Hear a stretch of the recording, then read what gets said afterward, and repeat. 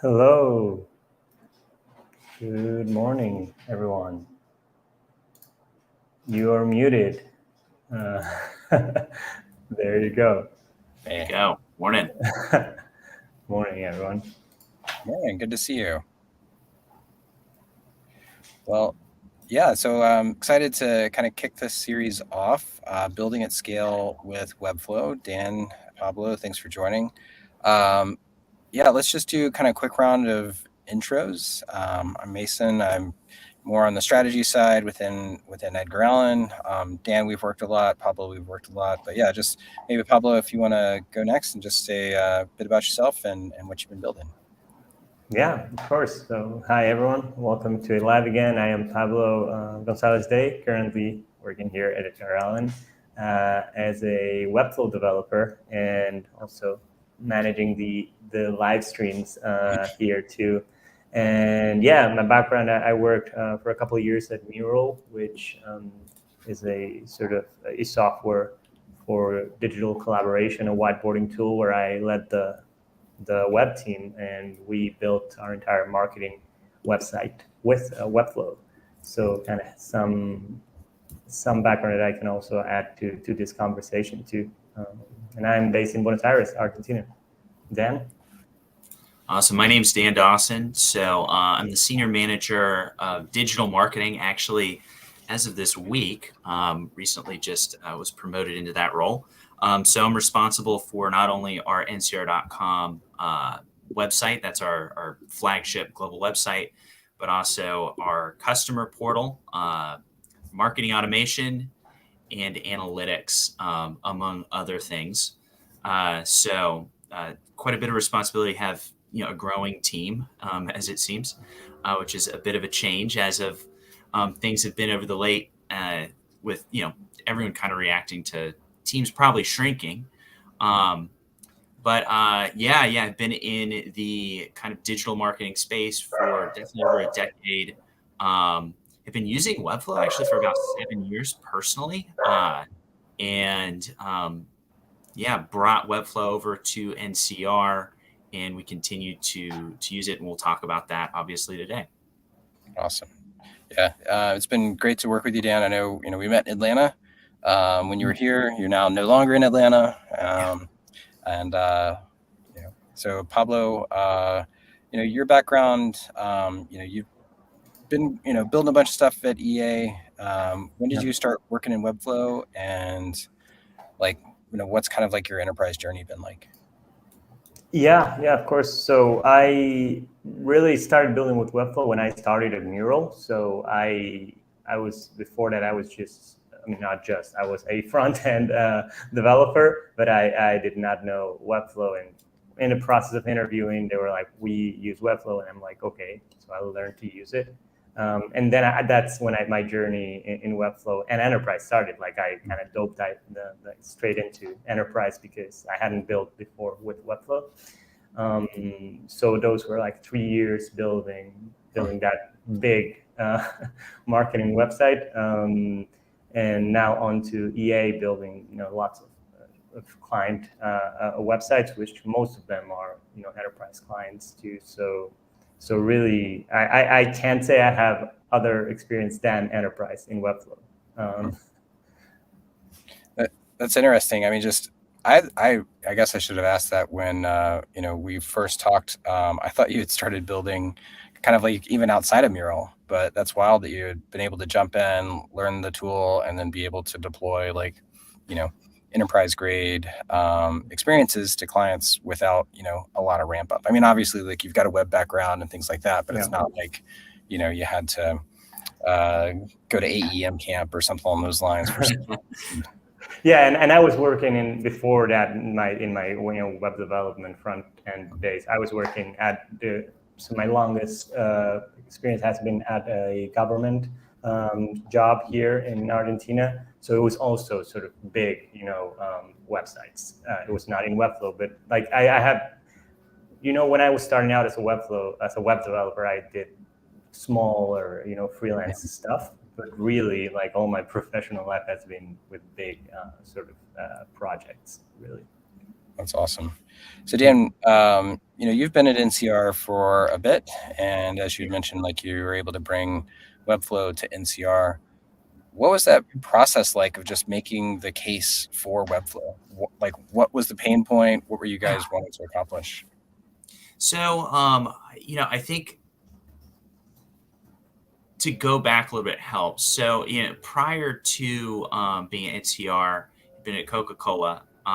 So another like large scale site, and had been working with a very large top of the right corner Gartner CMS. I won't go any farther than that. Definitely like very powerful, very feature rich, but with all that kind of power and feature and everything else, required a large team to do anything with, to the point that you need to make some like basic tweak to maybe padding on a page. You're going to go through a full development workflow, write a user story. It's going to go through, it's going to push to QA, or somebody will work on it, dev, push into QA. There'll be pull releases, and eventually it'll get scheduled at some stage into an actual code push. That was always a pain back when we were at Coca-Cola. It was a pain when I came over to NCR. And, I think where things really kind of came together. At first, we started using Webflow because we had a few instances where we needed maybe an event page. So National Retail Federation, big, association on that retail side. They have a big kind of event every year. Just call it NRF. And we needed a special kind of event page for that. We want to do something a little bit more than just like sign up and, find out the agenda. So we were kind of like given this amazing task, very cool project with like 3 weeks to do it. At that point, I was like, there's no way we're going to do this in our current CMS. It's just not an option. We need to use something different. I'd been using Webflow to that point. So I said, hey, look, why don't we look at that? I grabbed one of our front ends, and he's like, okay, what is this thing? I think I spent maybe, 2 hours with him on a Tuesday or something. So like, this is how it works generally. He's like, okay, I get this. By the end of the week, he had a pretty almost ready to go site, which at that point, then we were able to get it into the hands of the stakeholder, and they were able to vet it. And they're like, this is amazing. Went live with it. It was a hit. That eventually progressed into the engagement that brought Edgar Allan in to working with NCR, which was a similar sort of scenario where we had a big project. We had very little time to do it. The budget was not what this other kind of CMS required, because that other CMS has so much additional kind of like, look, it works for like application development. Like you need those large teams, you need to vet everything. You can't have like an app that's going to start going down. It totally makes sense to work a full Scrum process for that. And it's not to say that you don't use those same kind of approaches with Webflow, but the fact that I can kind of like, you de-silo design and your front end development completely, that is a major time saver, just massive. So that ended up being kind of like an obvious path forward. We work together. So if you go to like ncr.com/restaurants, you'll see that's actually like some of the work that we did with Edgar Allan. There's quite a bit more, but that's like one example. Yep. That really kicked off this whole kind of conversation. About that same time, I had been promoted into really kind of starting to run a bit more of what was going on. And it just made sense. Like we really needed to think about costs. This is when we're in the middle of the pandemic at that point. We're like, how do we go ahead and deal with this? And that's really what started to bring things together. We had this example of where we could do something quickly. We're able to kind of like build on it. And then the money factor was just always a big one.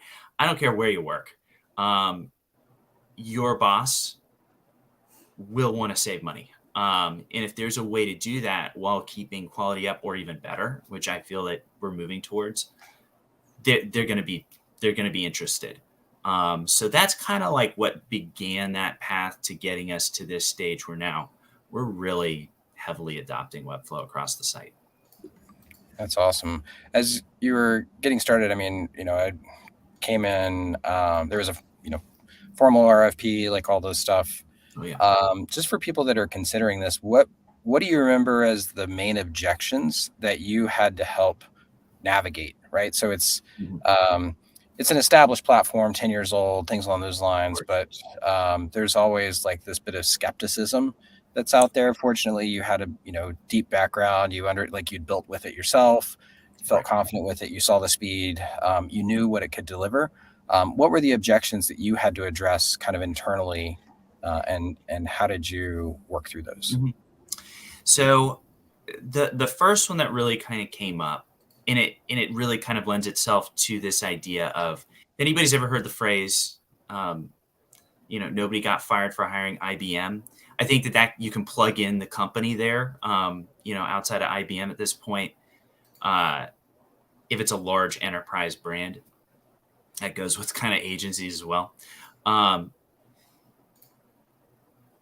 With that, there is just always, there's a risk factor. I think that, if you're a marketer or somebody kind of that's been tasked with that kind of digital experience online, more on that marketing end, you're probably also working with an IT org, and that IT org has got certain priorities. One of the number one priorities is reduce risk.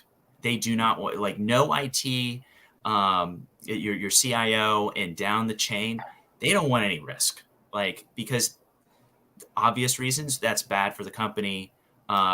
Nobody wants to be working to fix stuff. So that one's one that's really important to think about. The other, and that's really kind of where you go back to that idea of nobody got fired for hiring IBM. You've got these different brands. They built a strong brand. They've been around in the marketplace for 50 plus years in some cases, some of these companies or agencies. And that's always going to be kind of like a safety blanket for an IT org. You can always push it off on that entity. Oftentimes those entities are so large that, like, the irony of it is that while they have a team of lawyers to get them out of having to do what they need to do, and typically do find themselves in that scenario, there's just this kind of like, ooh, we'll be safe. So that's maybe like the number one thing that you've got to think about going in if you are considering leveraging Webflow. So that's where I really think it's important to bring something in. Webflow's not the only thing. There's many other kind of tools out there that fit in this category, but any sort of new innovative tool that doesn't necessarily have 20 years of track record and then a bunch of different giant agencies all kind of pushing it, it's best to start honestly a little bit small. Start with, like, okay, we're going to do special landing pages for this.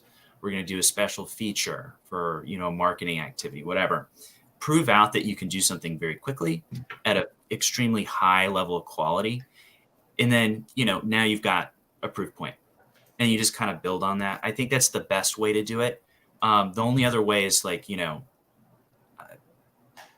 pray that somebody in the company, has heard about Webflow or some other technology that's going to help them, move faster, and they're going to be open to that conversation and taking a bit of a leap. The other side is that you're going to have to take a bit of a leap.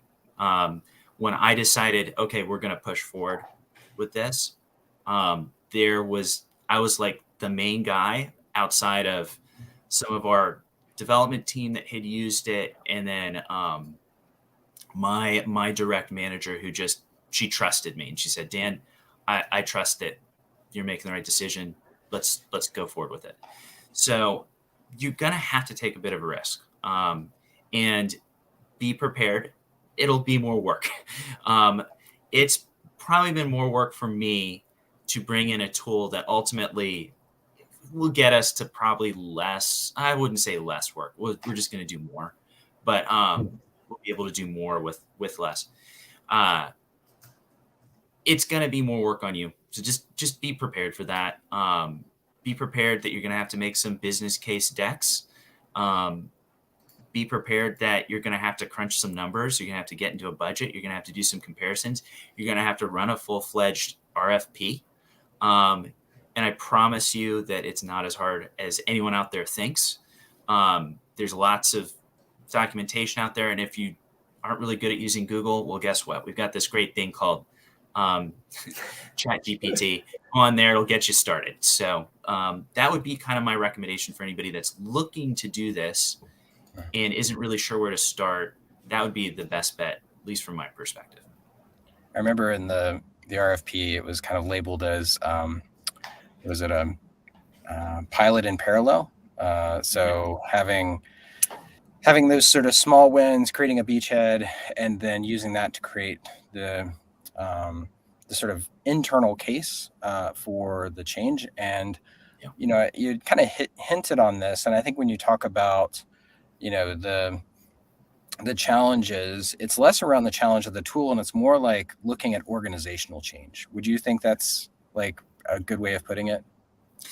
Absolutely. You know, once people kind of look at the tool, if you're going the enterprise route and you look at those SLAs, I'll say this: the SLAs that the service level agreements, for anybody that's just doesn't know that acronym, those agreements are on par, or in our case, actually better than some of the terms that we had with the larger vendor.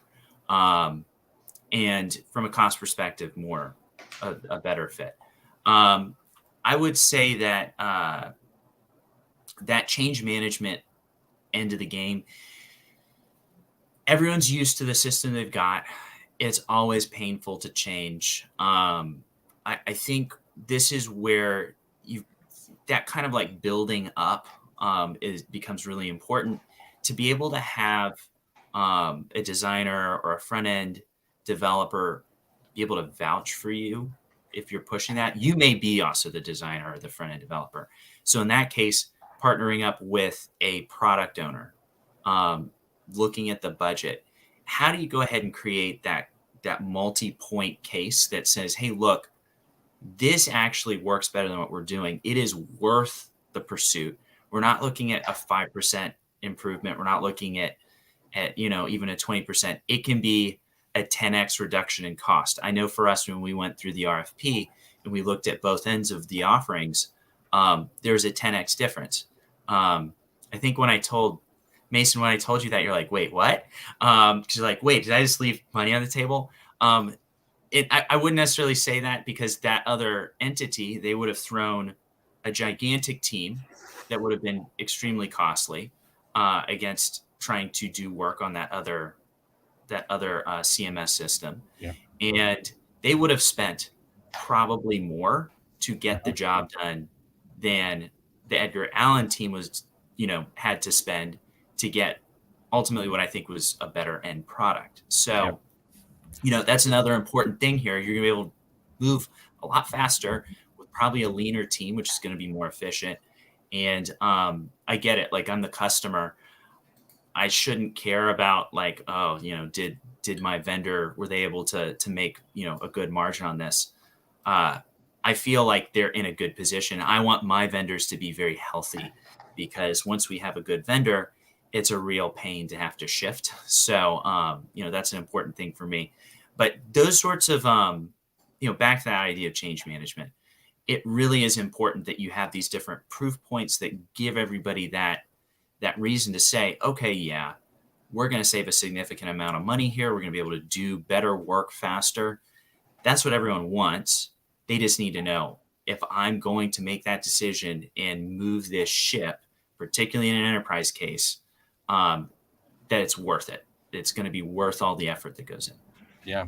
And I think, it's interesting from kind of an agency standpoint. We've been working in Webflow for about 8 years, but it was an intentional decision that we made, where we just saw that, like, one, if I've got to create red lines for another, overly complicated brochure level site, there's no fun in that. And there's no fun in countless meetings and like arguing over tickets and all of this sort of like ticky-tack stuff that has to happen within what I'd say is like these larger, very powerful systems, like maybe almost too powerful. I know that sounds weird. It's just like, you know, do I need to go and write Java for every component? Like, it's just HTML at the end of the day.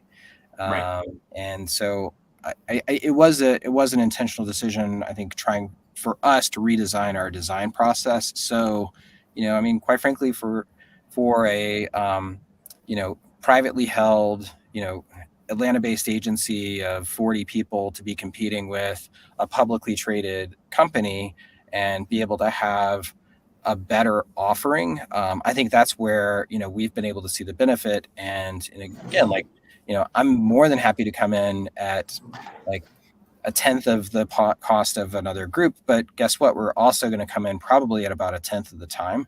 So apples to apples, our run rate is very similar. It's just we're able to go in, make a bigger impact, get the customer into market. Like one thing we've been able to see, and I think you saw this, is there is a lot less strategy work up front. Not that we didn't do strategy, it's that we didn't have to try to anticipate every single edge case. We could get to a good kind of like 80-20, like 80% of like what we knew we needed to be able to accomplish, and then get it out into market and then learn with customers, as opposed to try to spend, you know, 8 months just doing an ethnographic study on like where customers are and like having all these beautiful presentations and all these beautiful PDFs that we're spinning around. So I think that's one of the big differences there. Pablo, I'd love to switch over to you just real quick, you know, because I think you've had a different experience. Dan, you've helped to bring, you know, Webflow into an org, and how to, you know, we first built kind of like, you know, if we're thinking about this like metaphors or whatever, there's like, you know, you build a side bridge and then you start to like, you know, like if you're building an interstate, you're not going to just like tear down the bridge and then stop all traffic. Like you build a side bridge and start to divert some traffic, and then you start to make that side bridge a little bit bigger, and then you take down the original bridge. Pablo, you had a different experience in which, you know, it was a growing company that again was looking to move faster, that was looking to have more collaboration. What was the experience like for you inside of Mural? And I guess like you came in and then like Webflow was maybe already sort of, you know, selected, but, you know, I guess what you experienced was it wasn't like it was built in Webflow and then there was churn. I mean, like you guys believed in the platform, you were expanding in it. You know, what was that like? Yeah, of course. So as I came in, like I mentioned, the platform was already chosen, but just fairly recently, only 3 months before me joining, and we were actually in the process of building the Webflow build of the site. So Mural had a custom build website, right, built by engineers that were the product engineers, right? And it was a very simple marketing page. And Mural was a small, you know, sort of company. It was like around maybe, you know, 50 people or 60 people. And when I joined, we were like maybe 90 people or so. So it was essentially just a team of engineers, salespeople, and, you know, product people. And marketing was, you know, the thing that we're starting to do. And just before I joined, a CMO joined. They hadn't had a CMO before, and the CMO pushed for the platform because for some reason he had worked with it before, and he believed that it would allow the marketing team to be independent from the engineers. Because then, like you mentioned before that, since it was not like even like in WordPress, you know, it was just like a custom build website by the product engineers.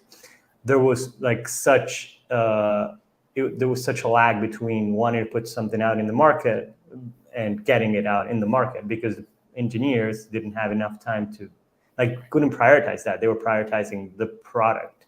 So they couldn't prioritize building for the marketing team, which was just like 3 people or something. So the CMO kind of brought this in as like, this will allow our marketing team to be independent of the engineering and product team and be able to promote, you know, get the product to the market much faster.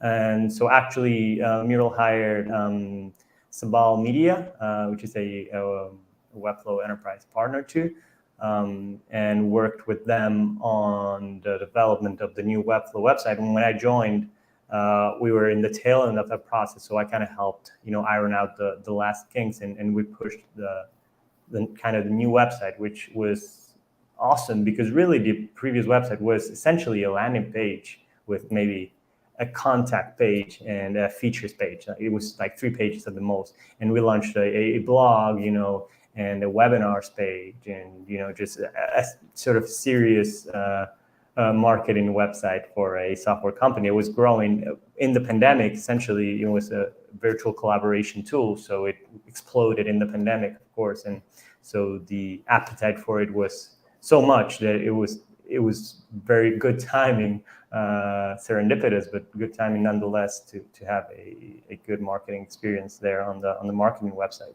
And so the decision was made by, I believe, the same reason that sort of the way Webflow promotes its product, right?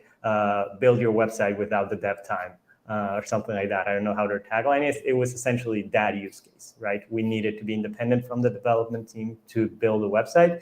And it was just me and we were just 2 sort of full-time Webflow developers / web designers that we built the website and maintained it. And we had a team of 5, 6 content editors that were actually product marketers and content writers that were using the blog, using the webinar, using editing the way we promote, we sold the product, the product marketing side of the house, and they were editing the website. And for them, it was really, really, really great because they didn't have to go through any engineering, revisions or anything. So it was a really great experience. And then, I started building a bigger team, a web design team within Mural, and we ended up being I believe 6 people in the team. So me and 5 more people. And then we did hire a developer that she was doing more custom, integrations for lead funneling, with Marketo and Intercom and more things that do require a bit more development, but nonetheless, you can do them pretty straightforward in Webflow. And around that time, we started rebranding, and then here I am at EA. That's awesome. Yeah, I think not having to rely fully on engineering is definitely one of those benefits. And I think, as we were just talking about as well, having that cross-team collaboration, that's what brought us in. Again, just it's I grew up doing Flash design and development, if that'll kind of date me a little bit. And while Flash is, had its challenges, one of the great things about it was that it did a really good job of bringing design and development together into one platform. You could have people writing code, you could have people in the timeline, you could have people designing all in one thing. And then that went away. And then the only way you could have that back and forth is, again, just through tickets and documentation. And at the same time, project management teams are saying, oh, we should be agile. And it's oh, you're going to be you're trying to do more. You're trying to do it in a more agile format, but then you're trying to have more requirements and more documentation on how the design will work and how to be able to have that understanding between teams. And it's just I don't know. There's definitely better ways to start to make that investment. And I think that's where where we've experienced the efficiencies. Dan, I know that's what you've been able to see. And then Pablo, even building out that team at Mural, if I was to kind of paraphrase that correctly, the team was able to invest more in the marketing and in kind of understanding the customer, as opposed to writing out, user stories, HTML and stuff on those lines, user stories or tickets. And as you kind of get more into, you get more professional with the platform. Of course, you can start doing A/B testing, right, with Optimizely and such, and other tools, right? So we really started then doing that, which allowed the marketing team. Again, these are all of these are no-code tools, essentially, right? Tools like Optimizely, they can build the test fairly easily and change like the hero, copy or the button or hide and show something. And so essentially the marketers were doing some sort of product work as if the marketing website was a product, right? Because they were testing stuff out and being able to kind of see the customer journey and, in real life, like if we change this, does this, turn into more conversions in 30, 60 days, whatever. And they were able to run those stats, and it was the marketing team essentially doing that. So they were able to really improve the website through no code. Yeah. Dan, you talked about the organizational change a little bit. How have you helped your end authors kind of get up to speed with Webflow? So I think with most of the authors, look, Webflow has a really good kind of Webflow University, training where you can just go in there. Anybody can do it. There's no cost. I don't even think you have to sign up. You just like go start watching videos. I've actually kind of argued this quite a bit. So within the positions I'm in, I'm also on some of these like customer advisory boards for other vendors. And it's interesting for particularly those larger vendors that tend to lock off a lot of their product.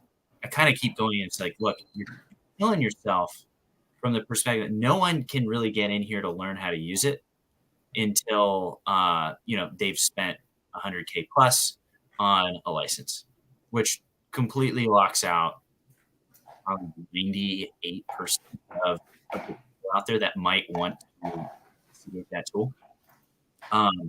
So from the Webflow perspective, having this kind of free training is quite good out there is really beneficial. And then there is a very, very active community within the Webflow space that is creating content for YouTube that is, just on like be very helpful right then and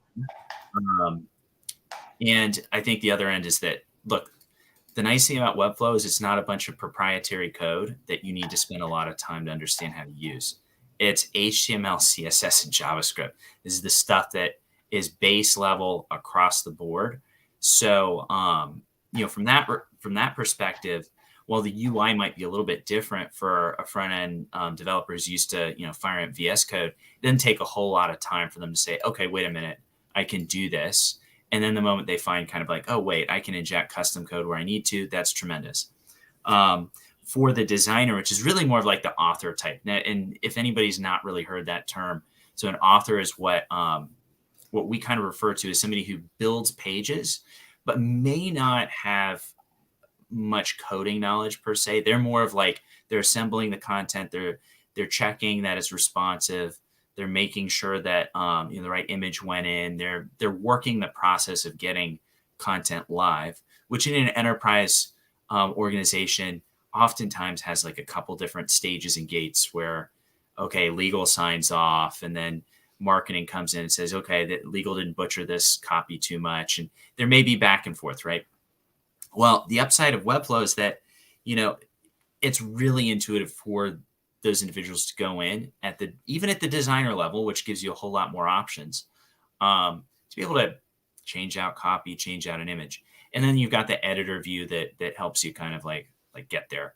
For the most part, I've just found that between Webflow University training, just saying, hey, go do the crash course, come back to me. And then getting somebody signed up and in the instance and spending maybe 30 minutes to an hour saying, hey, here's where everything is. And then letting them loose in maybe a, kind of just a cloned instance of a site, they'll very quickly get it. And certainly for that use case where it's changing copy, it's swapping out images. And what I'm encouraged by even beyond that is that as I'm talking with Webflow, the company, and the product designers there, the leadership there, they see that enterprise is really kind of that's where they're headed. So they're taking a lot of the different concepts that we're bringing to them that admittedly are kind of available today in some of these other long time, it's these super mature, but also very expensive CMS systems. They're bringing those concepts over to Webflow. They're not butchering the workflow. They're looking to try and fit it within the workflow that exists and then make it possible for those authors to do all the same things and then some. And then on top of it, we get rid of that issue of the siloed like designer and developer. We're still getting that big major benefit, which is keeping those folks together and allowing them to work through. So yeah, there's a lot of benefit there. And that's kind of like the overarching, probably a little bit more than you wanted to even hear about how we're thinking about our authors and how they fit into this system. Yeah, no, I mean, I think it's at the end of the day, like the benefit of no code is really for the authors. I mean, it allows for, I mean, yes, there is a way for people to build faster as it's being set up, but the real benefit is that you can hand it over to a business unit. If they have a landing page they need to spin up, they're not having to say like, hey, Dan, I need to, you know, they can get in there and do that either through the CMS or just through like authoring through the designer with components, you know, and be able to get that out into the world, right? Without like the ticky-tacky, like, oh, there's a misspelling. Can you change this image? Like, you know, you don't have to be like their hands on, you know, their keyboard type yeah. of thing. Like you'd be like, okay, well, just do this and this, and then here's how you can do it yourself. And then, you know, you're able to think about some larger, you know, challenges for the business, which again, like every business is going through changes. Like that's, you know, it's the kind of irony of constant change type of thing. And you'd mentioned something I wanted to dig into, which was the support.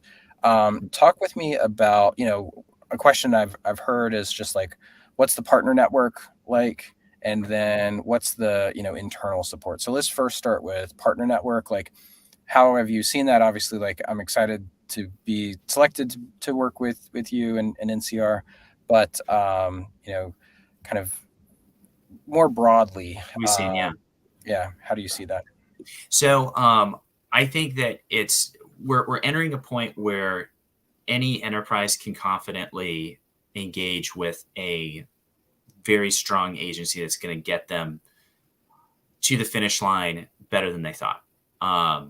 There's a number of great agencies out there, obviously Edgar Allan, that do tremendous work and can do more than just build a website for you. They can also handle, you know, engineering. In our case, we actually needed that. Like that was a big part because, you know, I alluded to it. While Webflow, the platform, and those product owners and leadership, they know that they're aiming to get to a point where, you know, they're more or less feature for feature with the other big, very, very mature CMS offerings out there. Having a partner network, having, in our case, Edgar Allan, that could help us bridge the gap where it exists without busting the bank or adding a bunch of super complex systems that require, you know, a whole other team to manage. We've got really like one guy who manages it. Now he's brilliant, but really one guy manages that engineering stack that Edgar Allan put together, which is a testament to what Edgar Allan built and it working for us and them thinking about the enterprise use case. So from that network side, I think that you've got the big shops, they exist. I think that anybody that is getting into Webflow now, there's a wide network of very talented designers. And I would really encourage anybody who is a visual designer or a UX designer who's, you know, traditionally worked through okay, I'm going to, you know, get into Figma, I'm going to drop, you know, my wires and my mock-ups, may build out a full, you know, prototype depending upon an engagement, and then just hand it off to front end and then just hope for the best, expect a few questions, but more or less hope for the best. I highly encourage jumping into Webflow and seeing where that like Figma to Webflow kind of workflow takes you. You know, if you hate it, you will still learn some HTML along the way, like some basic ideas around responsive alignment and some of the things that you may need to do, or just structuring layers better in Figma. I highly doubt you're going to find yourself in that scenario. You're probably going to find yourself, oh my God, this is great. I can take things end to end. And then from that perspective, particularly if you're kind of like a freelancer, wow, now you can actually deliver a full website, and not some hacky like WordPress situation. It's going to be a full-fledged like website and Webflow that's going to be very robust, and you're not going to have a lot of maintenance on. I think that we're going to just continue to see some growth in this space. I'm waiting for the big shops to probably realize, ooh, why don't we just do Webflow? Now that'll be an interesting day. And I don't think that's too far away. Like when I say big shops, I like Deloitte's and Accentures and all that, gigantic agencies. But I think that network, the partner network is definitely there. And then the freelancer network is definitely there. And it's just growing. I think there's a lot of demand. So, yeah.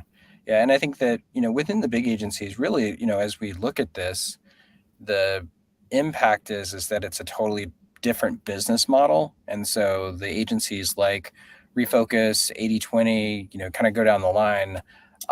They're really defining a totally different way of working, because the dirty secret within the agency model was like, sell the project at this price. And then, by the way, resell the project over the next like 5 years within support, and right. So it's like most agencies are really making their money on that support. And I think for us, we've had to be very intentional to say, yep, we're going to go in there and we need to empower our customers to do better, and then allow them to have that authoring. And so that we can, we've been working together for almost 3 years. It's not like we just completely went away, but, right. Our job should be to work on like the high value, high challenge initiatives, not every time an image needs to be updated, or updating plugins like you would see in WordPress or things like that. And right. So I think that's going to be the shift. I think that'll probably, for the big agencies, it'll come down to like M&A. It'll be easier to buy than to build that type of skill set, because it is, it is very specific. And then I think it's going to take a little bit of time where, it's just customers, like, it doesn't make sense to spend $2 million on an HTML brochure. Like, that should go into the product. Like, that should go into rapid iterations with your customer. There's all sorts of stuff that can do a better job of benefiting the company, rather than, just having that sit in a more complicated system. And on that point, like the idea that that the companies are only going to spend, let's say that they had a budget of 10 million, and they're typically going to spend 10 million to completely overarch, end to end their website. Now you could do that for about $1 million. And again, I know these are big numbers, but enterprise thinks in this kind of sphere. That 10 million, if you get through at 1 million, it's like, wow, we did what we thought would cost 10 million. It's not going away. This is like, well, can we also do this? I've never met a marketer. I've never met, a leader that says after they've done that task, like, okay, good, let's go hit the beach. It's always, ooh, could we also do this? Could we do this? Could we do this? So from an agency perspective, from a freelancer perspective, from anybody out there that's like thinking about this or in this space right now, it's just going to be an and then sort of scenario. And at the end of that, instead of having one okay website that took $10 million to build, you're going to have an exceptional product that may go way beyond just even a website that you're able to do at that price. That's a story that everybody wants to hear. And then all of a sudden the demand just goes through the roof. So, I'm bullish on this, because I think that this is where we're headed, and we're still in an early stage, but it's a matter of time. Yeah. Speaking of kind of like the core product, working with a partner to kind of extend that product, and then every enterprise is going to be different. And I know that for us, and something that we're starting to talk about more publicly now,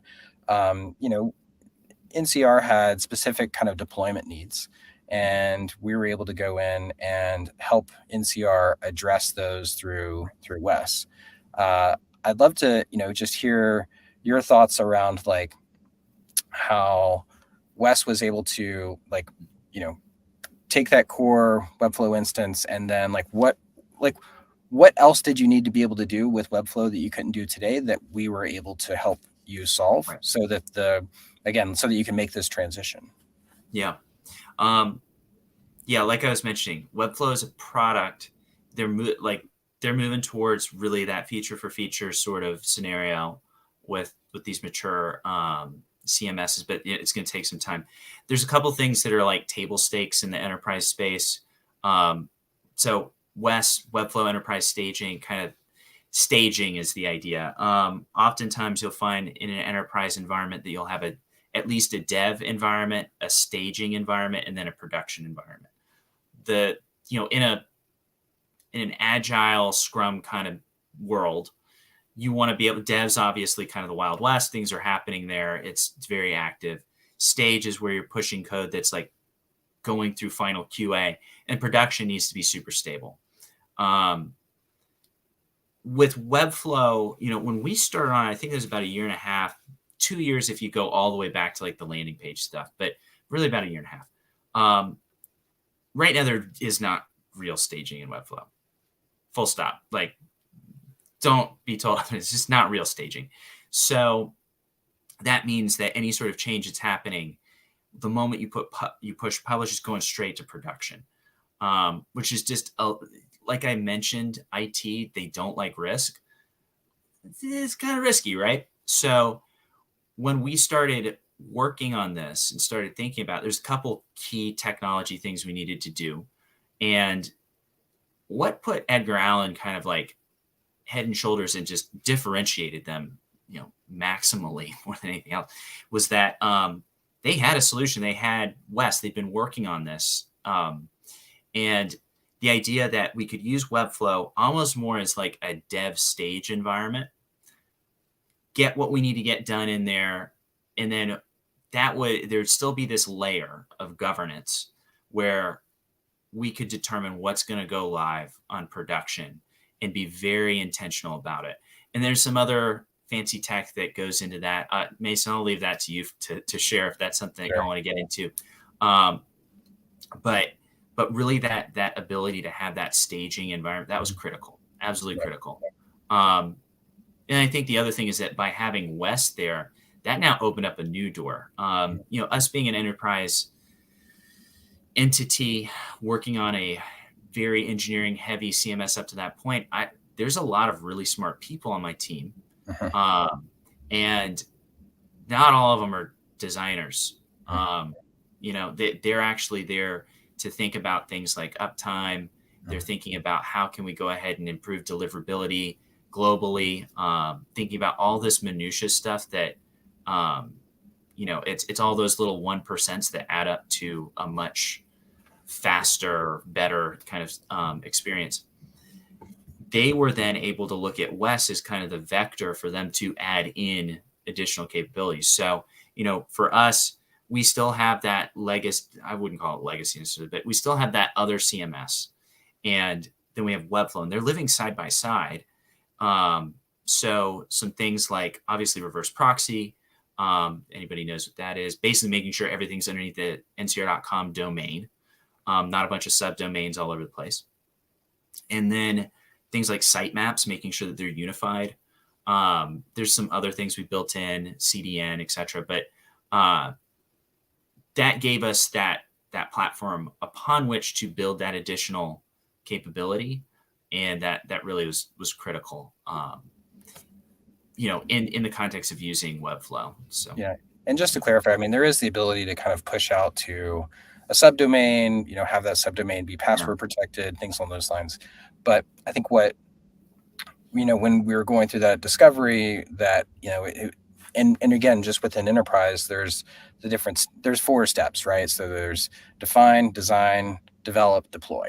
And I think what we worked with you on is how to make sure that deployment was the absolute switchboard of all the different configurations that you wanted to be able to make, so that, if you wanted to do a reverse proxy, that's fine. If you wanted to deploy right to your CDN, that's fine, and be able to do that without compromise. And for some of this stuff, like, again, this is something that we only offer to enterprise groups like yourself. It is in parallel with Webflow, so like they're very much kind of like on board. And in fact, like, we've been a lot of, I think, where the tool is going, like they've been looking at what customers like us have been doing, and kind of, I would say, new and innovative and very kind of like rapid speed type of ways, so that it's a balance around like and be able to, that stability that Webflow has. And then at the same time, being able to look at augmentations where, we can kind of build around the edges. And even like, I feel the way that I've described it is like, in some ways, the features that we've built, within West, they should age like a banana and kind of be overtaken. And I would imagine that, within the roadmap, that a lot of stuff is going to be just kind of native built in within the very near future. But for a partner, like, our job is to make sure that, like, you've got the absolute configuration that you need, and that we can work with what's really great around authoring and kind of bringing teams together, and security and stability and like all of that type of stuff. So that, again, you can build a great customer experience that reflects your product. I know we've got a couple more minutes here, and probably, any like kind of last questions, things that you've been thinking about?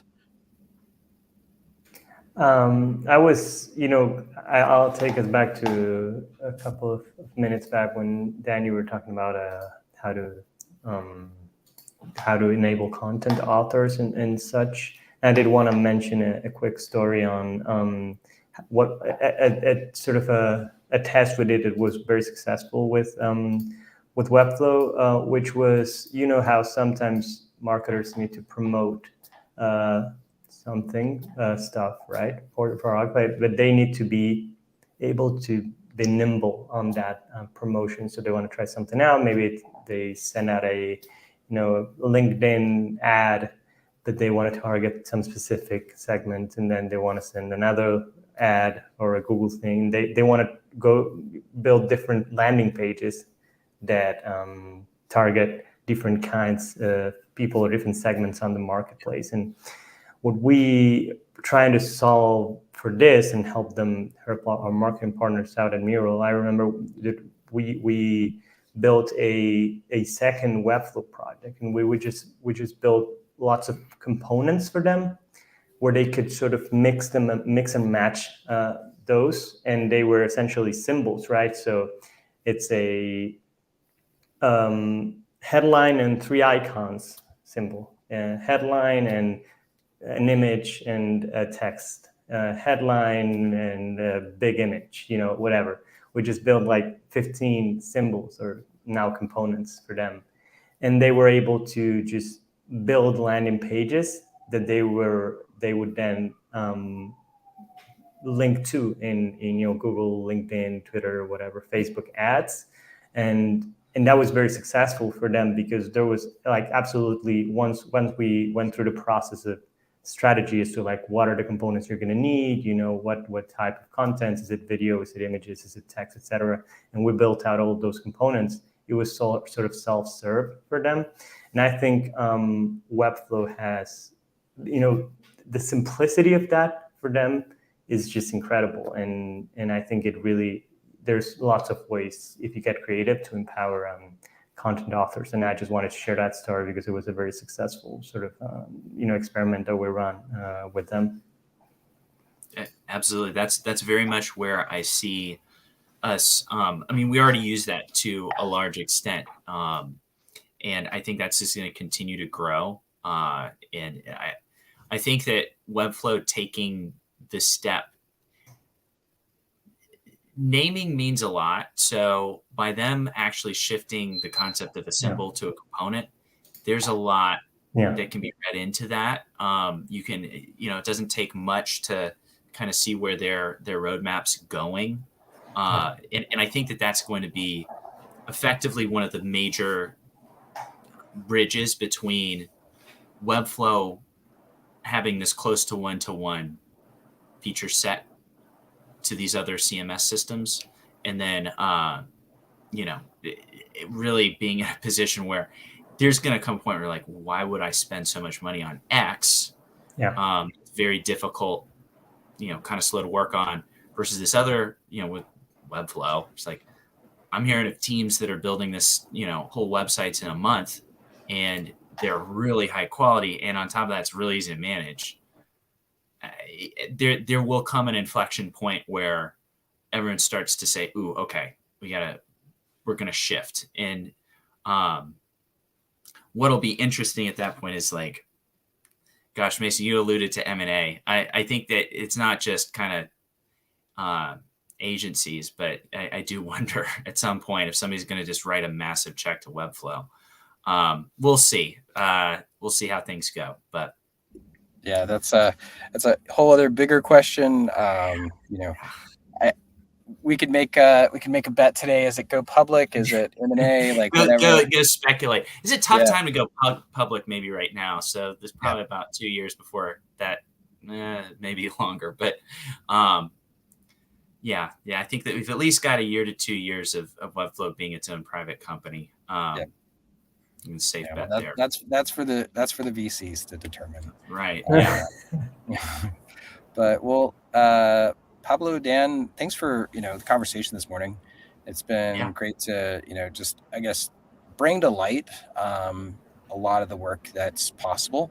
Dan, again, you've been I think a trailblazer here in the work that you've done within NCR, and again seeing like massive benefits there, and as well as like there is that internal case that you had to make, but now you're helping that company really like move faster, like be able to address the needs of the business, save cost, improve quality, all of those things. And it's definitely like considerations, things you have to do to kind of navigate that, but a really great end product. And again, thanks for being such a great client partner to us, because it is like a real partnership. I feel like I can call you on my best day and worst day, and they'd be like, okay, Dan, all right, here's where we are. Or like, man, this is so awesome. And so I just really thank you.